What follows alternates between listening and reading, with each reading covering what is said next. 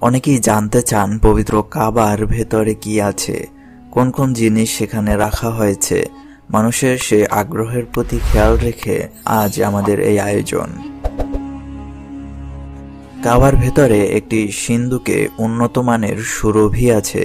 কাবা ঘর মোছার জন্য কয়েকটি মখমলের তোয়ালে রাখা হয়েছে এর ভেতরে। বিভিন্ন যুগের প্রাচীন ও ঐতিহ্যবাহী কয়েকটি মশাল ও পিদিম রয়েছে, যেগুলো বিভিন্ন রাজা বাদশাহ পবিত্র কাবার জন্য উপহার হিসেবে দিয়েছিলেন।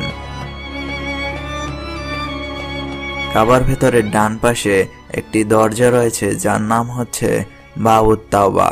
কাবার ছাদে ওঠার জন্য এটি দিয়ে কাবার সিঁড়ির দিকে যাওয়ার ব্যবস্থা রয়েছে।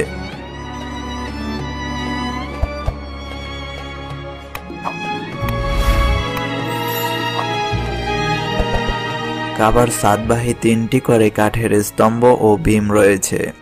কাবার মেঝে ও দেয়াল মার্বেল পাথরে মোজাইকৃত।